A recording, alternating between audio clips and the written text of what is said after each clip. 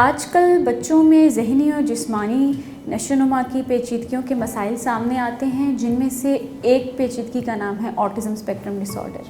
अगर हम autism spectrum disorder की बात करें तो ये बच्चों में ज़हनी नशोनुमा की पेचीदगी का नाम है। इसकी अलामात यानी कि साइन एंड सिम्टम्स की अगर हम बात करें तो इसमें बच्चों के कम्युनिकेशन यानी स्पीच रिलेटेड प्रॉब्लम्स होते हैं, बोलचाल का मसला होता है, सोशल इंटरेक्शन, सोशलाइजेशन जिसको हम कहते हैं, उसमें बच्चे दूसरे बच्चों के साथ इंटरेक्ट नहीं कर पाते जिस तरह से बाकी एज के बच्चे इंटरेक्ट करते हैं। और तीसरा मसला इसमें बिहेवियर का होता है, जिसमें बच्चों के बहुत ही रिस्ट्रिक्टेड बिहेवियर्स होते हैं, जिनमें वो रोज़मर्रा के रूटीन को फॉलो नहीं करते, किसी एक चीज़ के साथ फिक्सेटेड हो जाते हैं, और ये तमाम मसाइल ऑटिज़म स्पेक्ट्रम डिसऑर्डर के बच्चों में होते हैं। शिफा इंटरनेशनल हॉस्पिटल को ये एजाज़ हासिल है कि वो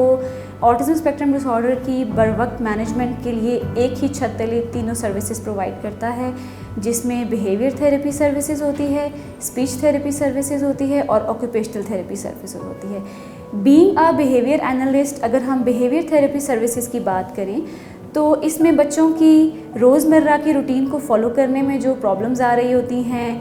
किसी एक चीज़ के साथ उनकी फिक्सेशन हो जाती है, एक काम को बार बार दोहराते हैं, इन अटेंशन के प्रॉब्लम होते हैं, हाइपर एक्टिविटी के प्रॉब्लम होते हैं, इन तमाम प्रॉब्लम्स की बरवक्त तशख़ीस यानी कि असेसमेंट एंड डायग्नोसिस और इसकी बरवक्त मैनेजमेंट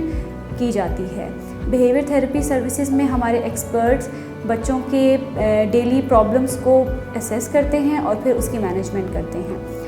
आजकल के दौर में अगर आप हॉस्पिटल नहीं आना चाहते या आप किसी भी वजह से हॉस्पिटल की सर्विसेज प्रोवाइड नहीं करना चाहते तो शिफा इंटरनेशनल हॉस्पिटल अब आपके घर में भी यही सर्विसेज प्रोवाइड कर रहा है। आप घर रहते हुए अपने बच्चे की प्रॉब्लम्स की बरवक्त मैनेजमेंट करवा सकते हैं।